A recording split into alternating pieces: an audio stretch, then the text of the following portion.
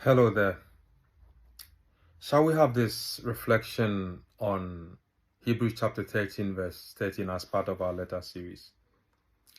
Reading from the modern King James Version. Therefore, let us go forth to him outside the camp, bearing his reproach. The Jews of the day did pride themselves in temple worship, burning incense as part of their rituals, thinking that that is what God expected of them. But the writer of Hebrews reminded them that the suffering of Christ took place outside the camp and not inside the temple. I want to take this opportunity to dwell on what it means to suffer outside the camp from the Old Testament perspective, the New Testament, and I believe in our day. The camp was where lepers, sinners, were left to die, suffer and die. Now, on the Day of Atonement in Leviticus chapter 16, the Bible said 2 goats were presented to the high priest. Now, let's read from 16:21 of Leviticus. And Aaron shall lay both his hands on the head of the live goat and confess over him all the sins of the sons of Israel and all the transgressions in all their sins, putting them on the head of the goat, and shall send away by the hand of a chosen man into the wilderness. Verse 22 says, and the goat shall bear on him all their sins to a land which no one dwells, and he shall let the goat go into the wilderness, obviously to die. This is where we get the term scapegoat, the goat that escaped to die. At the time of Jesus, this was fulfilled. Certainly, people didn't realize that.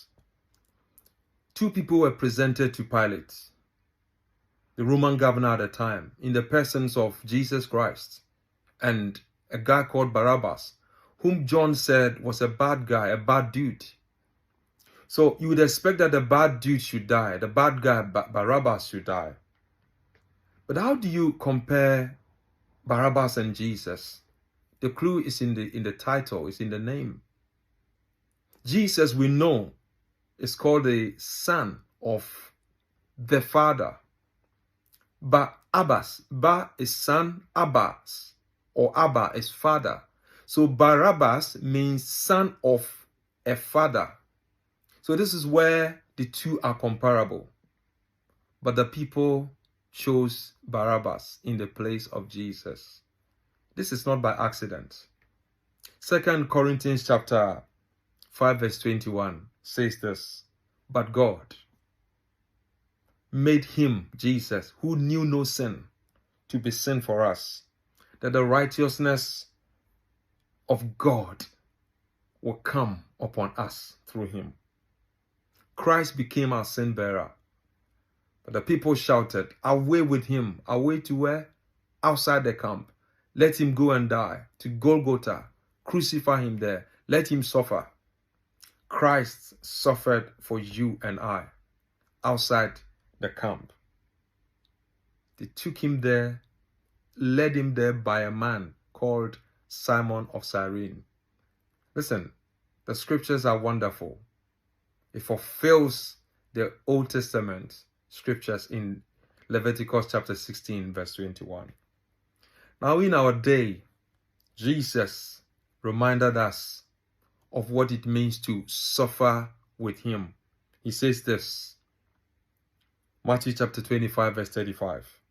For when I was hungry, when I was thirsty, when I was a stranger, when I was naked, when I was sick, when I was in prison, you didn't feed me, you didn't clothe me, you didn't visit me, you didn't take me in. I've paraphrased it. But the righteous, you and I, will ask him, when did we see you with all these and didn't do them? He says to them, when you did not do it for these weak ones, you did not do it for me. The suffering of Christ is still going on. Christ wants you and I to join with him And there's a promise. There are several of them.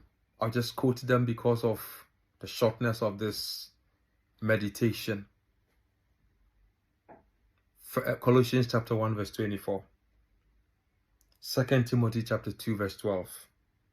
1 Peter chapter 4 verse 13. Please take time and read them in your own time. But I'll read Romans chapter 8 verse 17. If we are children, then we are heirs, heirs of God, joint heirs with Christ, so that if we suffer with him, we will also reign with him. About 2 months ago, I had a parcel through my door. It was a DHL parcel, and thought I'd received something from China. I opened it up and saw a box of selected fruit. Not a lot, but it was from someone who had joined me in my suffering, in easing my pain, visiting me when I was sick. That touched my heart. We visited a brother and who was down, and prayed with him, encouraged him, and all of a sudden you could see strength come within him. This was not in the church. It's outside the camp. Let us go out there and join people in their suffering and easing their burden and their pain. The Lord bless you and strengthen you. Amen.